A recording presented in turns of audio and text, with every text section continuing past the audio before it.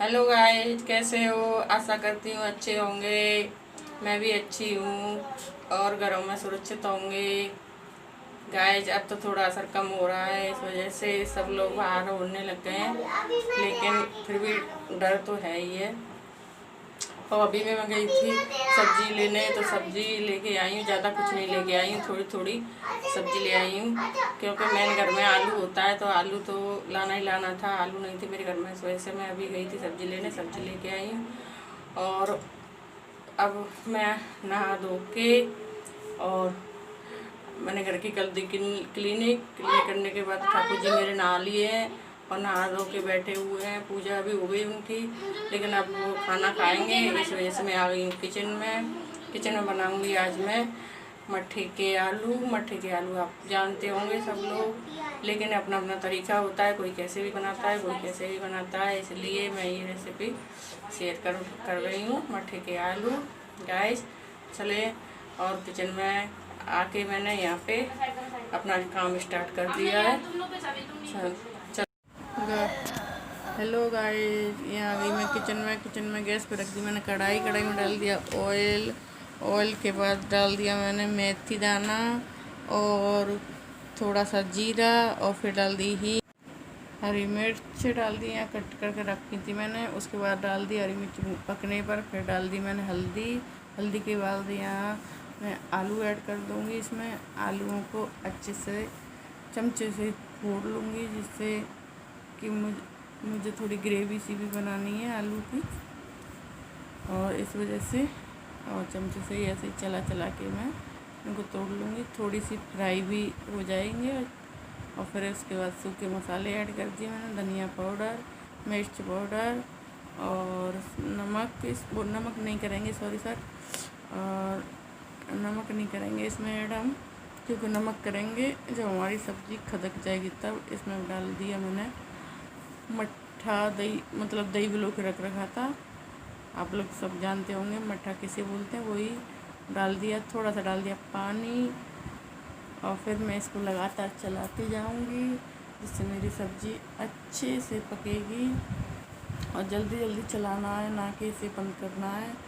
और फिर मैंने इधर आटा भी लगा के रख दिया था, और यहाँ पे मैं थोड़ा सा 1 चम्मच लूँगी छोटी वाली बेसन, और बेसन को अच्छे से फेंट लूँगी, इसमें गुठली आना पड़े, थोड़ा सा ही डालूँगी ज़रा सा, इससे बहुत अच्छा टेस्ट आता है। गाइस आप बना के देखना, बहुत ही अच्छा टेस्ट आता है।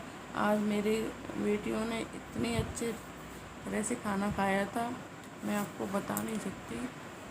और यहाँ पे मैंने नमक ऐड कर दिया है। अब मेरी सब्ज़ी खदक चुकी है, देखो, तो नमक भी मैंने डाल दिया इसमें। और यहाँ मेरा बेटा मांग रहा था बनाना दे दो, तो उसको ही कट करके बनाना दिया है। और ये मेरा बेटा है, छोटा ही है अभी, ज़्यादा बड़ा नहीं है। तो ये मैं सब्ज़ी लेने गई थी सुबह में, तो वहाँ से बनाना लेके आई थी, तो ये बनाना मांग रहा था, तो इसको कट करके दे दिया। और चाट मसाला डाल के, वैसे ये कुछ खाता नहीं है, लेकिन कभी कभार इसकी इच्छा करती है तो खा लेता है थोड़ा सा। और यहाँ मैं रोटी सेक लूँगी, और सब्ज़ी को दूसरी गैस पे मैंने ट्रांसफ़र कर दिया है, तो उस बड़ी वाली पर रोटी सेक लूँगी जब तक मैं, जल्दी हो जाता है ऐसे काम। इसमें हल्का सा डाल दिया मैंने सब्ज़ी में गरम मसाला। मेरी सब्ज़ी पक चुकी है, और इसमें डाल दिया कट करके मैंने धनिया, जो पहले कट करके धुल के फ्रेश करके रख दिया था। अब देखो कितनी अच्छी सब्ज़ी आई है मेरी, बनी है, और कितना अच्छा कलर आया है गाइस। तो यहाँ पे मेरी सब्ज़ी बनके तैयार हुई, गैस मैंने बंद कर दी। यहाँ मेरे ठाकुर जी को खाना चल दिया है, ठाकुर जी मेरे खाना खाएंगे। मैं जो घर में बनाती हूँ वही खिला देती हूँ गाइस।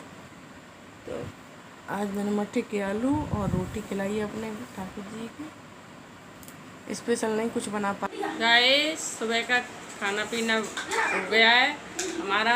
आज मैंने बनाई थी मट्ठे की आलू, और मट्ठे के आलू बनाने के बाद रोटी, और वो सब ख़त्म करके मैंने बर्तन अपने किचन भी क्लीन कर दी।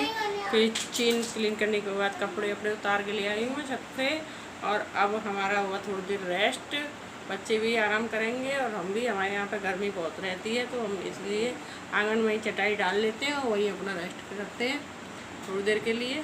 फिर अपना कोई सिलाई विलाई का काम होता है, मैं फिर अपना 1-1.5 घंटे का रेस्ट करके फिर वही अपना निकाल लेती हूँ, तो उसी को करती हूँ गाइस। अब मिलेंगे थोड़ी देर के बाद। हेलो गाइस, दोपहर से हो गई शाम और शाम का भी हो गया हमारा खाना पीना।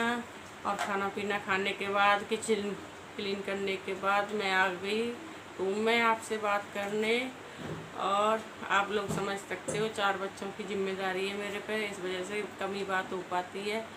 और वीडियो तो ये है कि शूट हो ही जाती है, थोड़ी थोड़ी करते हैं तो, लेकिन बातचीत कम हो पाती है क्योंकि काम ही इतना हो जाता है मेरा। और गाइस, मैंने आप लोगों से सपोर्ट मांगी थी, तो मुझे सपोर्ट ना मिलने पर मुझे बहुत दुख हो रहा है।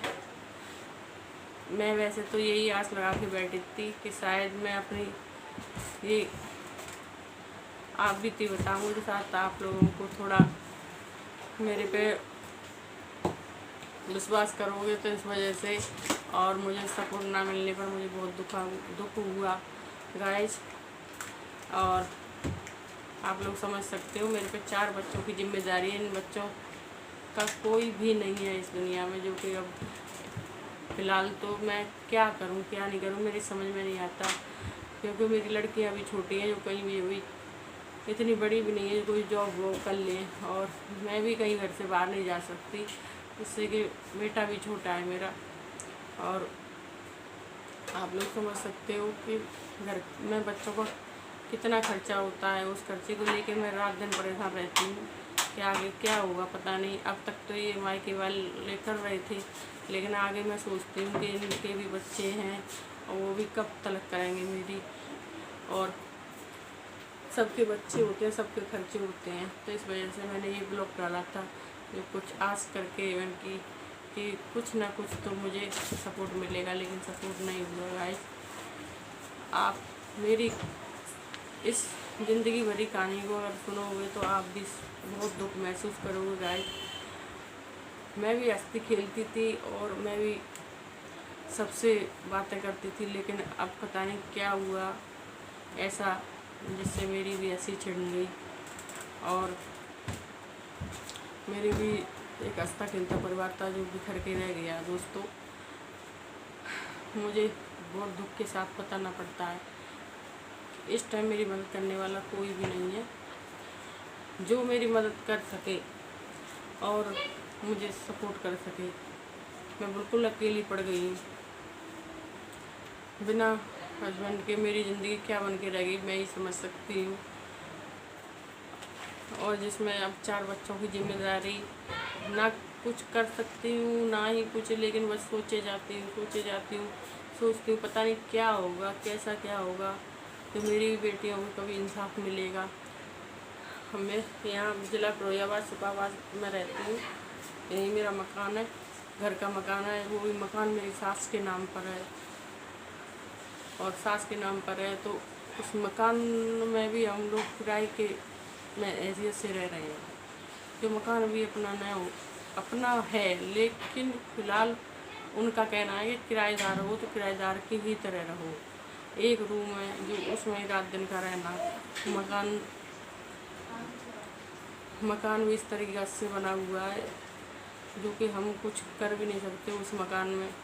रूम तो 6 रूम है, लेकिन वो सब सास के अंडर में, सास अपने में रहती हैं और अपना उठती बैठती हैं, अपना करती हैं, लेकिन लेने हमारे लिए सिर्फ एक ही रूम है गाइस। तो मैंने अभी अपना इंसाफ के लिए और थोड़ी सी दया मांगी थी मैंने कि मेरे को अब काफ़ी 2 साल हो जाएंगे मेरे हस्बैंड को, तो मैंने कि अब मेरे को एक रूम दे दो बाहर का, जिससे मैं अपनी दुकान कुछ डाल लूँ। मेरे को आंसर में मना कर दी गई, बोले नहीं मिलेगा।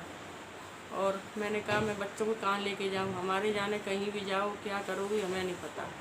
ससुर की भी सरकारी जॉब है थी, लेकिन वो भी रिटायरमेंट है, अब पेंशन ले रहे हैं, लेकिन फिर भी 1 रुपया मदद के लिए नहीं मिलता कभी भी। और हस्बैंड की भी जान ऐसे ही गई, बिना इलाज के लिए भीख मांगती रही सबसे। थोड़ा थोड़ा कर दो, थोड़ा थोड़ा कर दो, लेकिन किसी ने भी मेरी मदद नहीं करी। सरकारी हॉस्पिटल में लेके पड़ी रही, उनकी भी बीमारी ऐसी थी जो भयंकर, जिसमें मुझे बिना मदद के ही और उनको छोड़ना पड़ा। वो भी जाना नहीं चाहते थे, लेकिन क्या करूं, मेरी भी मजबूरी थी गाइस। अकेली लेडीज कितना क्या करेगी। मेरे हस्बैंड की किडनी डैमेज हुई थी, लेकिन किडनी के लिए सबसे भीख मांगी थी, लेकिन किसी ने भी किडनी देने से इनकार कर दिया। परिवार में सब लोग हैं, आप लोग सोचते होंगे कि इसका कोई नहीं है, सब हैं, सास भी हैं, ससुर भी हैं और जेठ भी हैं, जेठानी भी है, सब पूरा परिवार भरा पूरा है। हम 3 भाई हैं, लेकिन मदद के लिए कोई नहीं है, क्योंकि मेरे पे बेटियाँ से शुरू से मेरी सास को चुभन रही है, बोले बेटी है। लेकिन हम लोगों ने सोचा था कि हम अपनी बेटियों को बाहर ले जाएंगे, बाहर ही पढ़ाएंगे और इन्हें मुकाम तक पहुंचाएंगे, तब इनसे बात करेंगे कि अब बताओ बेटी कैसी होती है। लेकिन खुद भी एक बेटी है, लड़की है, लेकिन फिर भी मेरी बेटियों से इतनी नफरत करती हैं, आपको मैं बता नहीं सकती। और यही मैं कहूँगी कि गाइस, अगर बेटी होना इतना गुनाह है तो फिर कानून क्यों नहीं इनके लिए कुछ ऐसा करता जो कि मेरी बेटियों को इंसाफ दे। अब मकान मेरी सास के नाम पे है, तो वो ही अपने कुछ कर रही हैं। अब मैंने अपना हक मांगा बेटियों को, मुझे हक दे दो तो मैं इसमें अपनी दुकान डालूँ, लेकिन नहीं मिल रहा फिर भी मुझे। तो इस वजह से मैंने भी कह दी, मैं भी डरने वालों में से नहीं हूँ, मैं भी चुप नहीं रहूँगी गाइस, मैं अपना हक लेके ही रहूँगी। तो इस वजह से मैं यहाँ नहीं, लेकिन कानून से लड़ूँगी। इस वजह से मैं आप लोगों से खैर बोल रही हूँ गाइस, मेरी सपोर्ट करिए। और जो कोई भी मेरा चैनल अगर देख रहा हो ब्लॉग, तो लाइक भी करे, सब्सक्राइब करे और मेरे चैनल को शेयर भी करे, क्योंकि एक अकेली लेडीज 4 बच्चों की जिम्मेदारी कैसे निभाएगी, अपना घर में भी नहीं काम कर सकती, बाहर कहीं जा नहीं सकती, तो क्या करेगी, बच्चों को भूखा मारेगी। एक माँ के लिए एक बच्चे लड़की अगर भूखी मरती है तो कितनी बेजा की बात है। बच्चे भी भूखे नहीं मारे जा रहे हैं। ना तो मेरे पास अभी मेरी विधवा पेंसिल है जो मैं उससे अपना कुछ थोड़ा बहुत करूं, ना ही राशन कार्ड है जो कि उससे कुछ सहारा करूं, ना घर वाले कोई सपोर्ट में है जो मुझे एक पैसा भी मिलता है जिससे मैं अपना कुछ गुजारा करूं। गाय तो मैं क्या करूं क्या नहीं करूं, मुझे समझ में नहीं आता। और सब घर वालों ने सब ने रिश्ता ख़त्म करके बैठ गए, बोले सास ने बोल दिया है हमारा तो बेटा गया, हमारा तो रिश्ता ख़त्म। लेकिन गाइस मैं क्या करूं, मेरी तो समझ में नहीं आ रही कुछ। इस वजह से मैं आप लोगों से तहे दिल से और कहती हूँ गाइस, मुझे कोई भी तो सुझाव दें जिससे मैं अपना बेटियों का हक ले सकूँ। मैं आप लोगों से सुझाव का इंतज़ार करूँगी कमेंट में। गाइस मुझे सपोर्ट करिए और मेरी बात को समझ के और सोचें कि क्या करेगी एक अकेली लेडीज। इसलिए मैं आप लोगों से बहुत, जब किसी का कोई नहीं होता, इसी वजह से मैंने ये ब्लॉग डाला है। मैं आप लोगों से कम अपने दिल की बात शेयर तो कर सकूँगी, जो आप लोग कहीं ना कहीं तो कोई ना कोई तो देखेगा इस ब्लॉग को, जो कहीं ना कहीं तो कहेगा, बोलेगा। और इसीलिए मैंने ये आप लोगों से बताया कि मैं प्रॉपर सुखाबाद की हूँ और यहाँ मेरा मैनपुरी चौराहे पर एक मकान पड़ता है। इस वजह से गाइस मुझे सपोर्ट करें और मेरे चैनल को लाइक करें, सब्सक्राइब करें। आपके लिए धन्यवाद और रात की बाय बाय, गुड नाइट दोस्तों।